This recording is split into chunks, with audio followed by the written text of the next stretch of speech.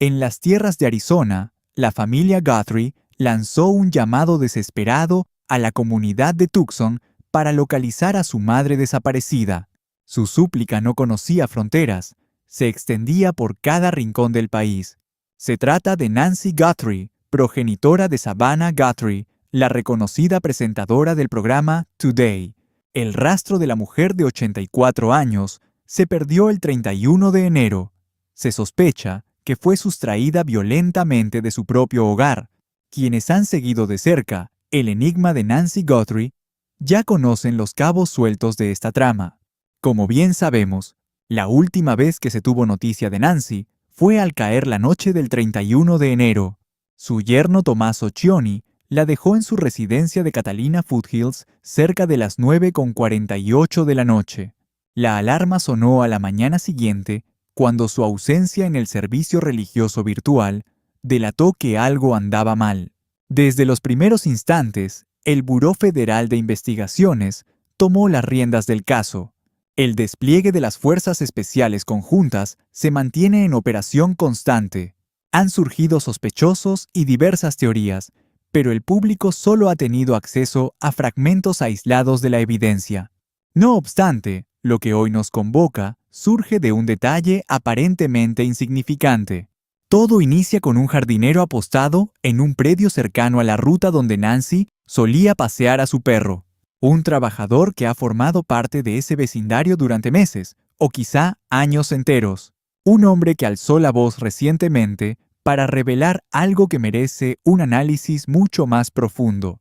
Él asegura que tras semanas de búsqueda, ningún agente se ha acercado a interrogarlo sobre lo sucedido. Para él ese silencio resulta desconcertante. Yo diría que es algo más que inusual, y al concluir este relato comprenderán el porqué. Ese pequeño pormenor, que jamás se le preguntara al jardinero qué fue lo que vio, arroja más luz sobre el caos investigativo que cualquier informe de las últimas 6 semanas. Si este análisis les resulta valioso, denle like y suscríbanse ahora. Activen la campana de notificaciones para no perderse ningún avance en este caso. Iniciemos analizando la geografía de Catalina Foothills como entorno vivo, no simplemente como la escena de un crimen, sino como el vecindario que es. Comprender la dinámica interna de este sector es la clave para descifrar el destino de Nancy Guthrie. Catalina Foothills se erige como una zona de opulencia en la periferia de Tucson. Son propiedades fastuosas con terrenos extensos, donde el silencio de las calles resulta absoluto. Sus habitantes, en su mayoría, son figuras invisibles que rara vez se cruzan en el camino de un extraño. Se resguardan tras muros y portones, trabajando desde su encierro o viajando constantemente. Sus rutinas transcurren puertas adentro o en jardines privados que la mirada pública no alcanza a percibir. No obstante, existen otros rostros que sí recorren ese asfalto. Aquellos que transitan las calzadas y se mueven entre las sombras del sector, entrando por accesos laterales y operando en las entradas, no son los dueños, sino la fuerza laboral. Jardineros que desde las 7 de la mañana podan cercos y limpian el rastro de las hojas secas. Técnicos de mantenimiento que supervisan la pureza del agua y el estado de los filtros en las albercas. Fumigadores que recorren los perímetros y limpiadores de cristales encaramados en sus escaleras. Contratistas de climatización, mensajeros y obreros de mantenimiento general. Personal de construcción. Cuadrillas enteras que levantan muros, remodelan cocinas o vierten concreto en los cimientos de terrenos baldíos. Toda esa gente transita por Catalina Foothills durante cada jornada. Su ir y venir es tan constante que los residentes simplemente han dejado de prestarles atención. Una camioneta de trabajo en la esquina no es más que parte del ruido blanco cotidiano. Un equipo laborando a 3 casas de distancia se asume como una simple remodelación. Nadie cuestiona nada. No hay revisiones de identidad. Estos trabajadores se han fundido por completo con el paisaje urbano. Hay un detalle inquietante sobre fundirse con el entorno. Es un arma de doble filo que hiere por ambos lados. Los trabajadores terminan siendo testigos de secretos, no por un deseo deliberado de espiar, ni porque tengan una intención oculta, sino por el simple y llano hecho de estar presentes. El jardinero que poda los arbustos en el límite de un terreno posee una vista privilegiada hacia la entrada del vecino. Registra mentalmente qué vehículo permanece estacionado al amanecer y cuál se ha marchado ya. Sin que nadie se lo pregunte, sabrá decirte que la vecina de 3 casas más allá paseaba a un perrito negro cada mañana, hasta que a mediados de diciembre dejó de hacerlo. Un encargado de mantenimiento de piscinas que acude semanalmente nota de inmediato si las cámaras de seguridad apuntan al agua o si han sido desviadas hacia el portón. Se percata de estos detalles porque está obligado a pasar frente a ellas en cada una de sus visitas. Tras varias semanas, la repetición le permite trazar un mapa mental exacto de los puntos ciegos de forma casi inconsciente. El obrero subido al andamio posee el poder de la altura. Su mirada logra saltar esos muros que ocultan la intimidad de los hogares desde la calle. Observa las entradas principales, los garajes y los accesos de los porches, desde un ángulo que los sistemas de vigilancia de la propiedad jamás fueron diseñados para proteger. Dentro del ámbito de la criminología académica, este fenómeno tiene una denominación específica: vigilancia ambiental. Se trata de una observación pasiva y carente de dolos, un conocimiento exhaustivo de un entorno que se va gestando con el paso del tiempo, gracias a la presencia constante. Quienes laboran en zonas residenciales acumulan estos datos sin el menor esfuerzo. No requieren vulnerar complejos sistemas informáticos de seguridad. Tampoco precisan que un familiar cercano les filtre información confidencial. Les resulta innecesario forzar cerraduras o interceptar la correspondencia privada de nadie. Basta con presentarse cada jornada y mantener los sentidos alerta ante lo cotidiano. Toda esa información recopilada: qué casas están vigiladas, qué portones quedan sin llave, qué rutinas se cumplen con exactitud, qué residencias están vacías y cuáles habitadas, incluso qué perro suele ladrar y cuándo deja de hacerlo, es justamente el tipo de inteligencia que parece haber poseído quien se llevó a Nancy Guthrie. Ahora bien, me gustaría plantearles un interrogante y necesito que lo mediten profundamente antes de que sigamos adelante. Si en este momento se encuentran en sus hogares, ¿tienen idea de cómo se llama el hombre que corta el césped 3 casas más abajo?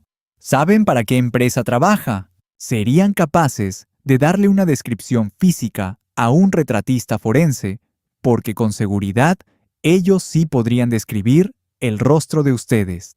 Es muy probable que pudieran informarle a un detective a qué hora exacta salen hacia el trabajo, en qué vehículo se desplazan y si suelen dejar encendida la luz del porche al caer la noche. Conocen sus hábitos diarios con mayor precisión que sus propios amigos, a pesar de que ustedes jamás les han dirigido la palabra. Eso es la vigilancia ambiental, y es un fenómeno que ocurre ahora mismo en cada calle residencial del país. Esa conexión específica es el eje que pretendo desmenuzar en este análisis. No es que esté sugiriendo que un empleado de mantenimiento sea el culpable de los hechos. Deseo ser sumamente enfático en este punto, pero el grupo de personas que poseía este tipo de conocimiento sobre el entorno de Nancy es mucho más extenso que el círculo íntimo en el que se ha centrado la investigación oficial. Y entre esos individuos que pertenecen a este grupo expandido se encuentra: verán un jardinero que asegura que las autoridades nunca se acercaron a preguntarle qué fue lo que presenció. Permítanme detallar lo que este hombre declaró ante los medios, pues cada dato resulta de una relevancia crítica. El 13 de marzo, mantuvo una conversación con un periodista especializado en casos criminales. El diario The Mirror replicó la noticia y el Irish Star realizó su propio informe independiente sobre el asunto. Se trata de un sujeto que desempeña labores de jardinería en el mismo vecindario donde residía Nancy Guthrie. Durante la entrevista, optó por no revelar su identidad completa. Se describió simplemente como un trabajador habitual de la zona, alguien que conoce bien las calles, conoce las propiedades y ha estado allí el tiempo suficiente para empezar a reconocer rostros. Y mencionó que desde el extravío de Nancy, que sumaba ya más de 6 semanas, absolutamente nadie de las fuerzas del orden se había presentado para hablar con él. Ni el FBI, ni el departamento del sheriff del condado de Pima, ni un solo investigador de agencia alguna. Dijo que aquello le resultaba desconcertante. Analicemos esto un momento. Ante tales noticias, el instinto dicta buscar un significado inmediato. ¿Sugiere esto que la investigación actual presenta fallas estructurales graves? ¿Acaso significa que las autoridades pasaron por alto algún detalle crucial o que el jardinero presenció algo vital? Quizás, pero antes pregúntense lo siguiente. Si ustedes estuvieran al mando de esta investigación criminal, ¿ya habrían interrogado a cada trabajador de esa calle a estas alturas o habrían priorizado el entorno íntimo de Nancy para luego expandirse? No es una pregunta simple. Existen motivos legítimos para cerrar el círculo de sospechosos al inicio, y sobran razones para decir que 6 semanas sin interrogar al jardinero es un error. Creo que personas razonables podrían tener opiniones divididas sobre este punto. Me interesa su postura, pero no quiero ignorar la importancia del detalle en sí. Un hombre que frecuenta el vecindario donde secuestraron a una mujer de 84 años. Un caso que involucró al FBI y a fuerzas especiales, cientos de agentes y prensa nacional, pero a él nunca lo contactaron. Ese es un dato clave. Al preguntarle cuándo vio a Nancy por última vez, su respuesta fue reveladora. Declaró que había pasado un tiempo considerable entre 8 meses y un año. Describió un encuentro fugaz, una mañana cualquiera donde simplemente la saludó. Esa fue la última vez. Consideren por un instante las implicaciones de esto. Un hombre que trabaja en la misma calle, donde Nancy reside, que está allí afuera, con regularidad no la había visto en casi 12 meses. Eso nos dice mucho sobre la visibilidad de Nancy, o mejor dicho, su ausencia pública. Meses antes del rapto, ella no fue una presencia constante en el frente de su propiedad. Ya sea que esto se debiera a motivos de salud, viajes, cambios de rutina, o algo totalmente distinto, aún no lo sabemos.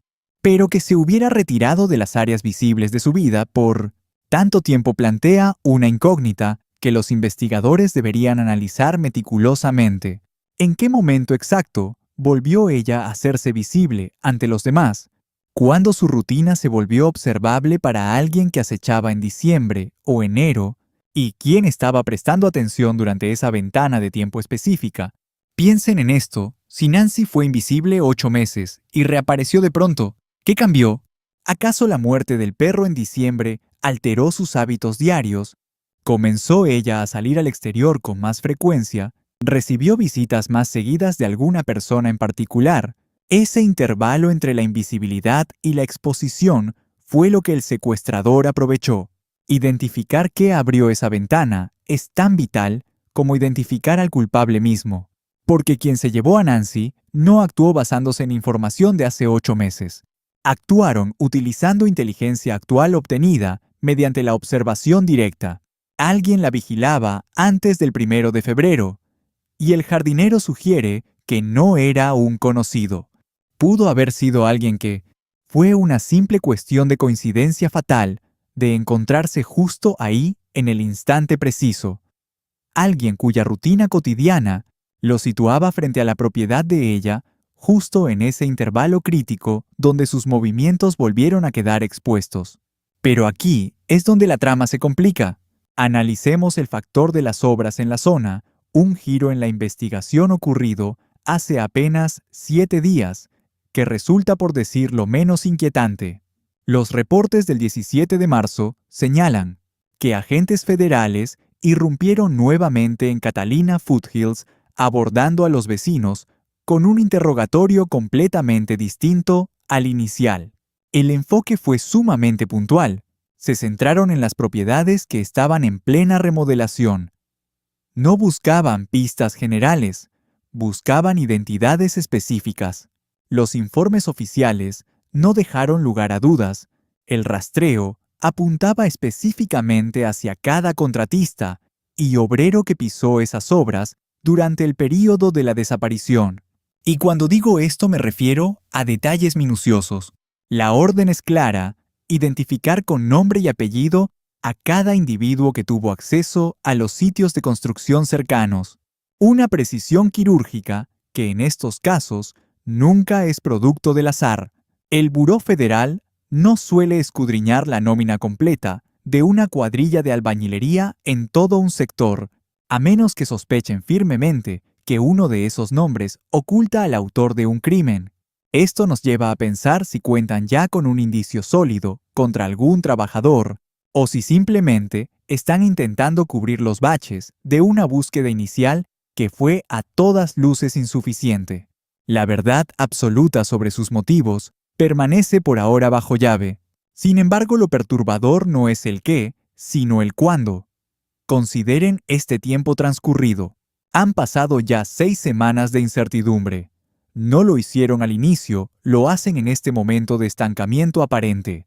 Intentan ahora ampliar un cerco que debió ser inmenso desde el primer día, o han encontrado una pieza del rompecabezas que los obliga a mirar fijamente hacia esas estructuras en obra gris. Son dos escenarios opuestos, que arrojan sombras muy distintas sobre el futuro del caso.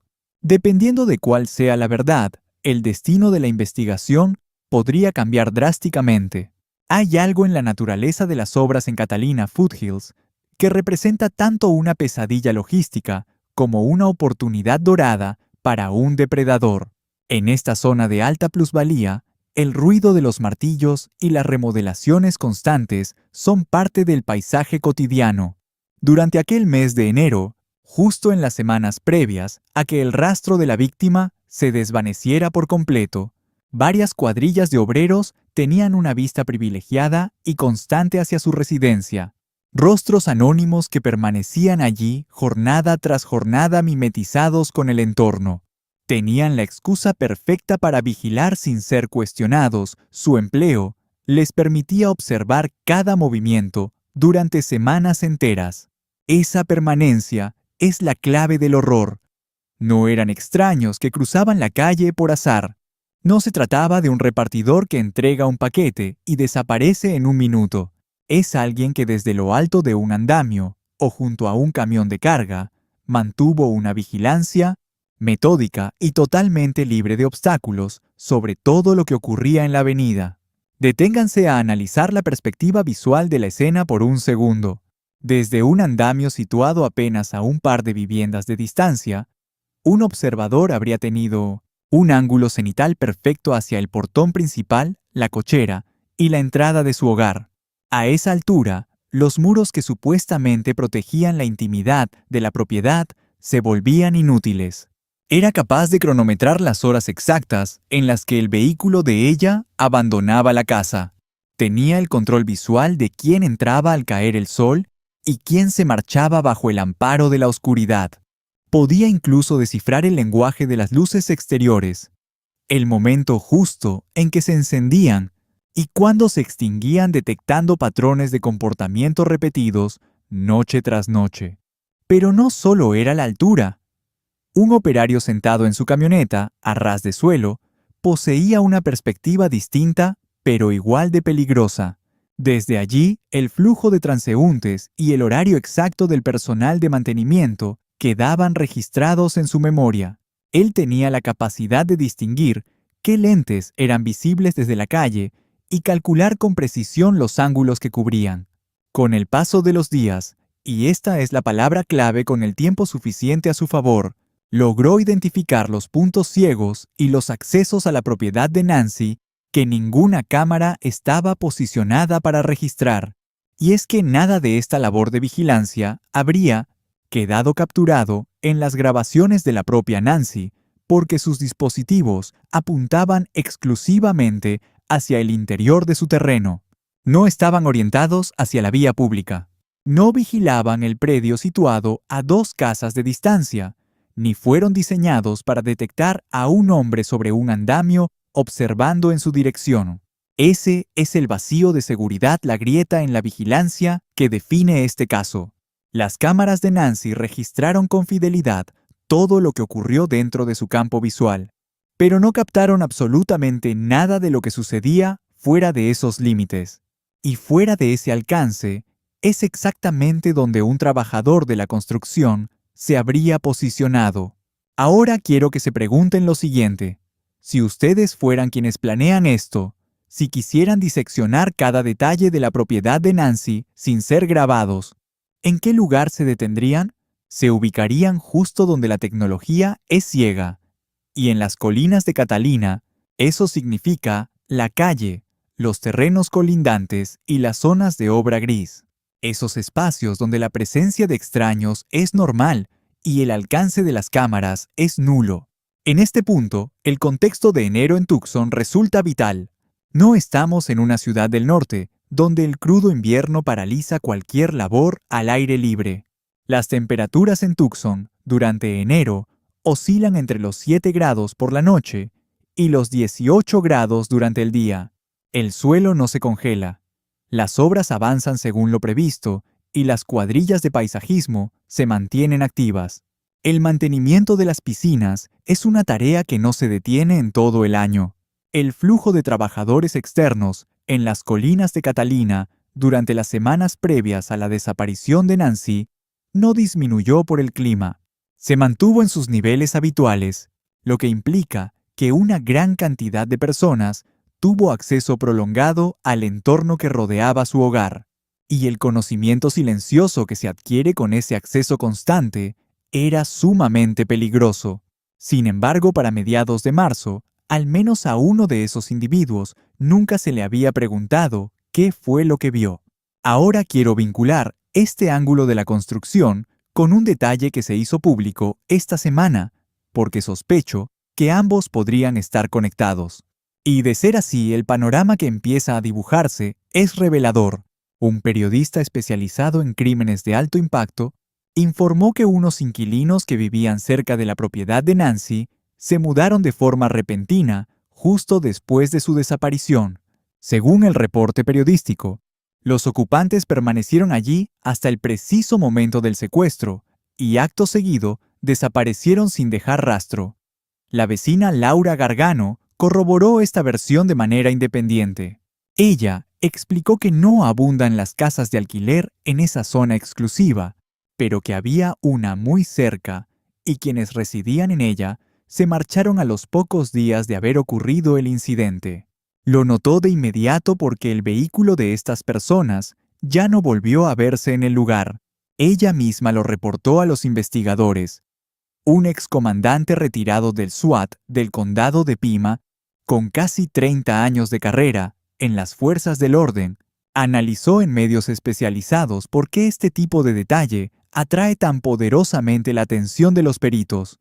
Mencionó que los sospechosos pueden emplear propiedades desocupadas como bases de operaciones o puntos de despliegue táctico. Dijo que esto les otorga la coartada perfecta para estar en esos sitios a distintas horas sin levantar sospechas. Les permite permanecer bajo el radar mientras observan minuciosamente toda la actividad del vecindario, el flujo constante de quién llega y quién se va, la sincronización de las rutinas de todos los habitantes, incluyendo la de Nancy. También señaló algo que considero crucial: una vivienda vacía podría ser el lugar ideal para instalar equipos de vigilancia oculta, dispositivos que podrían esconderse fácilmente en cualquier estructura o rincón de la propiedad sin que nadie notara su existencia. Podríamos estar viendo simplemente dos sucesos aislados que no guardan relación alguna. Por un lado, una cuadrilla de construcción en el vecindario. Por otro, una propiedad de alquiler desocupada de la noche a la mañana. Resulta perfectamente factible que un evento no tenga absolutamente nada que ver con el otro. Sin embargo, les planteo lo siguiente. ¿Les suena esto realmente a una simple casualidad? El ruido de las obras ofreciendo un camuflaje diurno, mientras que la casa rentada servía de refugio bajo el amparo de la oscuridad. Ambas piezas encajaban en las semanas previas al rapto, y ambas se esfumaron justo cuando éste se consumó. De no haber un vínculo, estaríamos ante una alineación de circunstancias verdaderamente fuera de lo común. Pero si existe un nexo, las consecuencias son escalofriantes. Analicemos la otra cara de la moneda. ¿Y si alguien hubiera rentado ese inmueble cerca de la residencia de Nancy para establecer su centro operativo? ¿Y si además utilizaron el ajetreo de las remodelaciones cercanas como una cortina de humo adicional durante el día, el pretexto perfecto para permanecer a la intemperie, para deambular por las calles y mimetizarse con el entorno sin despertar la más mínima sospecha entre los vecinos? Bajo la luz del sol, la vigilancia se realiza camuflada entre los andamios. Al caer la noche, la estrategia se pule desde el refugio alquilado. Durante semanas se reconstruye minuciosamente cada fragmento de la rutina de la víctima, sus horarios, la ubicación de sus cámaras y cada una de sus flaquezas. Desde aquel perro que solía alertar con sus ladridos y que de pronto guardó silencio, hasta el instante preciso en que se retira los aparatos auditivos cada noche sin falta, pasando por ese portón que queda sin seguro cuando el yerno se retira tras la cena. Hasta que llega el momento de ejecutar el plan, abandonas ambos puestos de avanzada la obra en el vecindario, concluye misteriosamente, la casa de alquiler queda desierta y el vehículo se esfuma. En el argot militar y de inteligencia, esto se conoce como reconocimiento infiltrado. Un agente se desplaza hacia el ecosistema de su objetivo hasta lograr mimetizarse y formar parte integral del mismo. No están acechando desde las sombras a la distancia. Se encuentran viviendo dentro del decorado. Un vecino más, un trabajador común, una presencia cotidiana que nadie se atreve a cuestionar. Joseph DeAngelo, el célebre asesino del Estado Dorado, analizó vecindarios enteros durante semanas antes de dar un paso, trazando mapas y detectando cada punto débil en el sistema. En el caso de los crímenes de Idaho, los peritos rastrearon a Brian Coverger merodeando por la zona de las víctimas en múltiples ocasiones previas al ataque. Estamos ante un patrón de conducta sumamente documentado en la criminología. Una vigilancia persistente llevada a cabo desde una posición de absoluta normalidad y en un entorno exclusivo como el de las colinas de Catalina, una zona de construcción y una vivienda alquilada constituyen los dos escondites más discretos e insospechables que se puedan imaginar. Quiero ser enfático en esto, no estoy afirmando que los hechos ocurrieron exactamente así. Simplemente expongo una hipótesis que el caso reclama con urgencia. Y en este punto les pregunto, ¿creen que quien planeó esto actuó desde el círculo íntimo de Nancy o desde el anonimato del vecindario? Reflexionen y déjenlo saber en comentarios. Y a juzgar por los movimientos del FBI esta semana, solicitando nóminas de trabajadores y rastreando el contrato de alquiler, todo apunta a que los encargados del caso podrían estar siguiendo una línea de investigación muy similar. Permítanme profundizar en un detalle técnico sobre las grabaciones de seguridad que resulta crucial en este punto. Sucede que el análisis realizado por el FBI sobre las imágenes en miniatura captadas en la residencia de Nancy se ha presentado como la prueba definitiva de que no hubo actividad sospechosa. No obstante, aunque esa afirmación es técnicamente correcta, dista mucho de ser la verdad absoluta.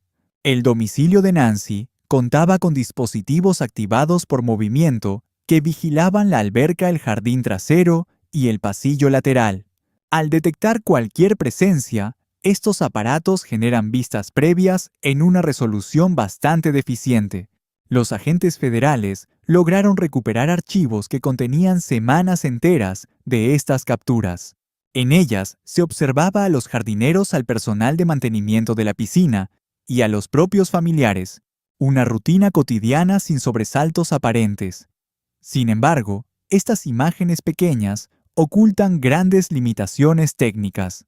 Se trata apenas de fotogramas de baja calidad que solo se disparan ante el movimiento en perímetros muy específicos. En la gran mayoría de las ocasiones, resulta prácticamente imposible obtener una identificación facial nítida a través de ellas. Estos dispositivos no tenían la capacidad de registrar audio ni de captar absolutamente nada que ocurriera fuera de su limitado ángulo de visión. De este modo, un trabajador de la construcción sobre un andamio a 2 calles de distancia, resultaba invisible para los registros del sistema. Un sujeto aguardando dentro de una camioneta estacionada en la esquina, simplemente inexistente para el lente. Algún vecino observando el portón principal de Nancy desde su propia ventana también quedaba fuera de todo rastro digital. Aquel blindaje tecnológico protegía a Nancy únicamente de quienes se atrevieran a invadir físicamente el perímetro de su hogar. Eran inútiles frente a un observador paciente que analizara su propiedad desde lejos sin necesidad de entrar jamás en el encuadre. Y precisamente durante la noche en que Nancy fue arrebatada de su hogar, esos mismos lentes que emitieron capturas sin falta durante semanas no registraron absolutamente nada. Ni movimiento, ni imágenes, solo vacío. Diversas fuentes vinculadas a la investigación oficial calificaron esta repentina ausencia de datos como algo sumamente extraño. Personalmente, considero que el término extraño se queda corto ante la gravedad del hecho. El equipo funcionaba perfectamente antes de ese incidente y volvió a operar con normalidad poco después.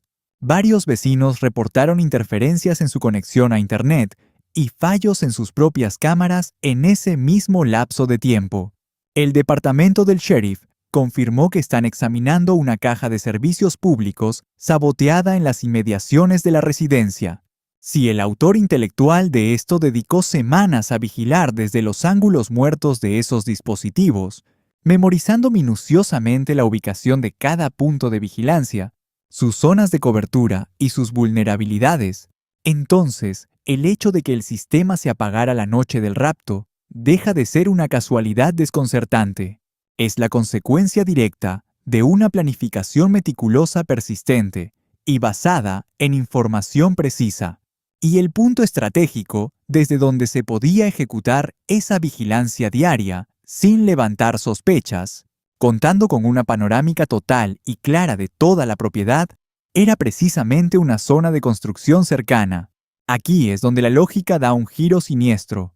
Las cámaras instaladas en la casa, esas que debían garantizar su seguridad, pudieron haber facilitado el trabajo de quien se la llevó, debido a que eran demasiado visibles desde el exterior. Sus posiciones resultaban evidentes para cualquier persona que se detuviera frente a la propiedad, y quien lograra identificar los dispositivos podía deducir con facilidad qué zonas estaban vigiladas y cuáles quedaban desprotegidas. Ese sistema de protección que debía mantener a Nancy a salvo terminó convirtiéndose en el plano detallado que le indicó al agresor exactamente cómo evadirlo. No fue un fallo mecánico lo que dejó a Nancy desamparada esa noche. Le fallaron porque estaban expuestas, y en un sistema de seguridad ser visible es sinónimo de ser vulnerable. Quisiera que reflexionaran sobre esa idea por un momento, pues trasciende el ámbito de la simple vigilancia tecnológica. Se infiltra en cada capa que componía el esquema de seguridad en la vida cotidiana de Nancy. El portón que se veía desde la acera, los audífonos que se quitaba siempre a una hora predecible, e incluso aquel perro que solía alertar con sus ladridos y que de pronto guardó un silencio absoluto. Cada barrera de protección que ella poseía podía ser analizada minuciosamente desde el exterior por un ojo ajeno, y todo lo que es observable es neutralizable por alguien que posea el tiempo y la paciencia necesaria para acechar. Es crucial establecer una distinción fundamental en este punto, porque creo que es la clave para descifrar la naturaleza psicológica de lo que realmente ocurrió. Existe un abismo entre alguien que conoce a una persona y alguien que simplemente conoce sus patrones de conducta. Conocer a Nancy a nivel personal implicaría saber sus antecedentes médicos, sus dinámicas familiares y su mundo emocional. Un saber que solo se construye tras años de confianza e intimidad. Conocer sus rutinas solo requiere saber a qué horas se encienden o se apagan las luces, cuándo sale su vehículo o en qué momentos exactos se queda sin compañía alguna, hacia dónde apuntan los lentes, dónde están los puntos ciegos y cuándo dejó de ladrar el perro. Ese tipo de conocimiento no nace de un vínculo afectivo, sino de una presencia constante y calculadora.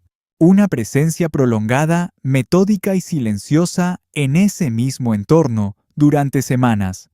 La investigación, según lo que los registros públicos nos permiten vislumbrar hasta este momento, las autoridades se han enfocado meticulosamente en el círculo más íntimo de Nancy, en su sangre y en quienes la conocían de cerca, en sus allegados y en cada individuo que mantenía un vínculo personal y directo con su vida cotidiana. Sin embargo, la hipótesis de la proximidad, esa idea de que alguien obtuvo inteligencia táctica, vigilando desde las sombras, no ha sido analizada públicamente con la severidad que el caso requiere, y lo relatado por el jardinero sugiere que esta línea de investigación podría estar estancada. Ambas vertientes logran explicar los hechos. Ambas justifican la fría planificación y la precisión quirúrgica del momento elegido, ese dominio evidente sobre la ubicación de las cámaras, las rutinas del hogar y sus puntos más vulnerables. La incógnita es saber a cuál de estas teorías le ha dado más peso la justicia y si el enfoque ha sido el acertado. Siendo sincero, no poseo la respuesta definitiva a esa gran interrogante, pero los invito a que analicen por un segundo en cuál de estas dos versiones eligen creer ustedes. Si la traición surgió de su círculo cercano, la investigación va por buen camino y el arresto será solo cuestión de tiempo. No obstante, si la teoría de la proximidad es la que esconde la verdad, si quien se llevó a Nancy fue alguien que la estudió desde la distancia, entonces los investigadores podrían estar mirando hacia el lado equivocado. Y cuanto más tiempo transcurra sin ampliar el lente de la búsqueda, más se enfría el rastro y más difícil se vuelve reconstruir el camino del perpetrador. Un rastreo profundo entre la población de trabajadores en un escenario así requiere seguir pasos sumamente específicos. Quiero detallarlos porque considero que ayudan a entender cuál debería ser el estándar de rigor en este proceso. Como paso número 1, es necesario recolectar cada permiso de construcción activo en un radio determinado alrededor de la residencia de la víctima. Cada obra autorizada representa un contratista registrado y cada contratista nos lleva a una lista de empleados. Ese es un rastro documental rastreable.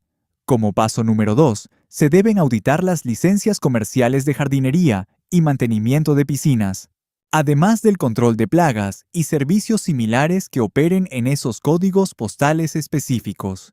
Hay que cruzar esa información con los residentes de las calles afectadas e interrogar directamente a los propietarios de las empresas. Conseguir las nóminas de las cuadrillas y hablar personalmente con cada uno de los obreros. En el paso número 3, es vital patrullar las zonas de reunión de jornaleros en Tucson, donde los trabajadores esperan al alba para ser contratados. Aquellos agentes que decidan colaborar estrechamente con líderes de la comunidad y medios de comunicación en español pueden contactar a personas que los métodos federales convencionales jamás alcanzarán. El paso número 4 consiste en emitir un llamado público directo y no una simple línea de denuncias sin rostro. Se requiere una petición clara y directa si alguien trabajó en Catalina Foothills durante enero o principios de febrero, que se comunique con el FBI. Es fundamental garantizar un espacio donde sea seguro dar un paso al frente, dejando claro que el simple hecho de llamar no convierte a nadie automáticamente en un sospechoso. Bajo la luz de lo que expuso el jardinero, los pasos 2 y 3 parecen estar incompletos y el cuarto paso nunca ocurrió ante el público. Existe también una barrera práctica que complica todo el entramado. La región de Tucson posee un mercado laboral informal muy vasto, con jornaleros que rotan entre empleos sin dejar registros oficiales. Personas que por una serie de razones que resultan comprensibles en su situación, no van a presentarse voluntariamente ante investigadores federales para rendir una declaración. Las tácticas formales de revisión de permisos y licencias solo permiten ver a la fuerza de trabajo que está debidamente documentada. Aquellos que cobran en efectivo los que no tienen un patrón fijo, o quienes saltan de una cuadrilla a otra quedan totalmente fuera del alcance de un rastreo tradicional. Y si alguno de esos trabajadores vio algo que fuera realmente relevante para el caso, esa información morirá en su memoria, a menos que exista un esfuerzo dedicado y diseñado específicamente para llegar a ellos. Con esto no pretendo afirmar que el Buró Federal de Investigaciones haya sido negligente en su labor. No tengo acceso a la profundidad total del trabajo que realiza su equipo especial de tarea. Las investigaciones de alto nivel involucran protocolos que jamás son revelados a la opinión pública por seguridad. Sin embargo, cuando un testigo potencial acude a un periodista porque la justicia nunca lo buscó, es una señal de alarma que merece toda nuestra atención. Permítanme plantearles lo siguiente. 3 rumbos que la investigación podría estar tomando ahora mismo. Al final les diré cuál me resulta más inquietante. Escenario 1. Los agentes ya han agotado esta línea de investigación de manera minuciosa. Interrogaron a cada trabajador que lograron identificar en la zona, recolectaron la evidencia necesaria y concluyeron que este ángulo no ofrecía ninguna pista relevante para el caso. El jardinero, aquel que decidió romper el silencio ante la prensa, simplemente quedó fuera por un error de comunicación. Un cabo suelto en un operativo que parecía impecable. Escenario 2. La investigación ha sido conducida con una selectividad deliberada. Las autoridades tienen a un sospechoso principal en la mira y han decidido ignorar el entorno general porque están convencidos de saber quién es el verdadero responsable. La pista de los obreros es real, pero fue descartada conscientemente para priorizar un hilo que consideran más sólido. Escenario 3. El rastreo de campo presenta vacíos de información críticos, la inmensidad del vecindario, la informalidad del mercado laboral y el desafío logístico de identificar a cada persona presente durante semanas. Todo este conjunto de factores terminó creando puntos ciegos imposibles de ignorar. Ese jardinero no es un caso aislado. Representa a toda una categoría de testigos potenciales que nadie ha interrogado. Es muy probable que la pieza clave del rompecabezas siga allá afuera oculta. Tras analizar cada detalle de los informes y las evidencias disponibles, creo que la verdad es una mezcla de los 2 primeros escenarios, con un tercer factor más grave de lo admitido. En peritajes de alta presión, donde intervienen múltiples agencias y la víctima posee una gran relevancia política, y considerando el perfil público de Savannah Guthrie, esa sensibilidad se vuelve un peso real. Siempre existe el peligro latente de que la urgencia por seguir una pista prometedora provoque que se abandone el rastreo general antes de concluirlo.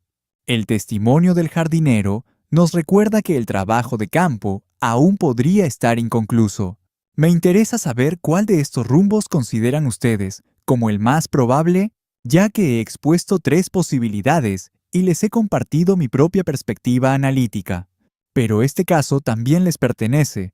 Ustedes lo han seguido de cerca paso a paso. Han reflexionado sobre esto, y su instinto sobre el estado de la investigación es fundamental. Escriban en los comentarios escenario 1, 2 o 3 y explíquenme el porqué de su elección. Debo detenerme un segundo para expresar algo que escapa al frío marco del análisis técnico, porque existe una dimensión humana en esta tragedia que no quiero que se pierda entre los datos. Savannah Guthrie volvió al estudio de Today esta semana por primera vez desde que su madre desapareció. Se fundió en un abrazo con sus compañeros de trabajo. Lloró amargamente y les confesó que planea regresar, aunque el cuándo sigue siendo una dolorosa incógnita. Los medicamentos de una mujer de 84 años siguen reposando sobre el mostrador de la cocina. Sus aparatos auditivos permanecen en la casa mudos ante su ausencia. Su familia vive desde el 1 de febrero en un estado de duelo suspendido, sin poder llorarla del todo, sin poder albergar esperanza, porque las evidencias no la sustentan, e incapaces de detener ese tormento.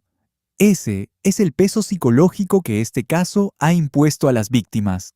Y vale la pena recordar que tras cada vacío investigativo y cada interrogante sin respuesta, hay una familia que se está desmoronando en silencio. Ahora unamos todas las piezas que he presentado, los obreros de la construcción, la casa alquilada, el jardinero y los puntos ciegos de las cámaras no son relatos separados. Todos forman parte de una misma y oscura narrativa. Al verlos en conjunto, surge una estructura que los investigadores, tarde o temprano, tendrán que enfrentar. Cada dato confidencial que ha sido atribuido a alguien del entorno íntimo de Nancy, la vigilancia, el portón, el perro, las medicinas, los aparatos de audición y la rutina diaria, también pudieron ser recolectados por un extraño que jamás formó parte de su círculo personal, alguien que habitaba en el mismo vecindario. Un obrero sobre un andamio es capaz de memorizar cada ángulo de las cámaras. Un inquilino en la acera de enfrente termina aprendiéndose cada movimiento del horario. El jardinero percibe de inmediato cuando el perro no está. Un técnico de piscinas nota si el portón quedó sin seguro.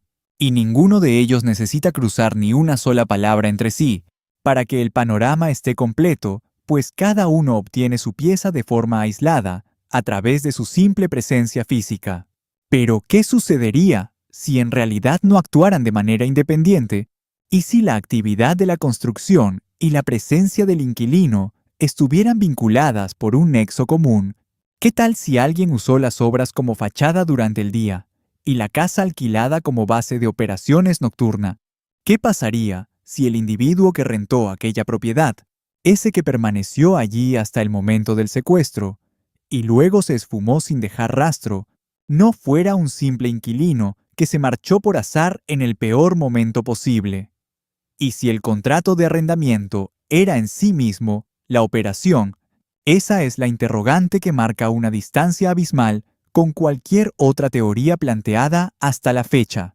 Y me parece que es una pregunta que no se ha formulado todavía con la contundencia necesaria. Porque si alguien se mudó cerca de la residencia de Nancy Guthrie con el único fin de estudiarla, para analizar sus sistemas de vigilancia, sus hábitos y sus puntos vulnerables, entonces, no estaríamos ante un crimen que requiriera a un infiltrado. Estaríamos ante un crimen que fabricó su propio infiltrado desde el exterior, un sujeto que se mimetizó con el entorno hasta volverse invisible a fuerza de parecer cotidiano. Alguien que no solo usó una historia de fachada, sino que habitó plenamente su propia mentira. La investigación busca a alguien que ya tuviera acceso a la vida de Nancy, pero quien vive al lado no necesita permiso previo. Esa persona simplemente construye su propia entrada, y para cuando ejecutan el plan, ya poseen el mismo nivel de conocimiento que un allegado íntimo, pues la cercanía constante durante semanas produce el mismo efecto que la intimidad. Ese es el giro de perspectiva que el caso reclama. No se trata de descartar la teoría del círculo cercano, sino de analizarla en paralelo, porque ambas rutas llevan al mismo nivel de información operativa, y solo una ha sido investigada a fondo. Ahora bien, si la persona que se llevó a Nancy está viendo esto, y en un caso de este impacto mediático, es casi seguro que así sea, quiero dirigirme a ti de forma muy directa. Las cámaras que creíste haber desactivado vuelven a estar operativas. Las capturas que pensaste haber borrado fueron rescatadas del almacenamiento local. Expertos de Google y el FBI recuperaron grabaciones que dabas por perdidas, el ADN que dejaste de tu boca, de tus propios guantes, de cada superficie que tocaste. En esos 41 minutos se analiza ahora en un laboratorio al que no le importa cuán meticuloso creíste ser. Y aquel vecindario del que te mudaste, creyendo que no dejabas rastro alguno, la gente allí se dio cuenta.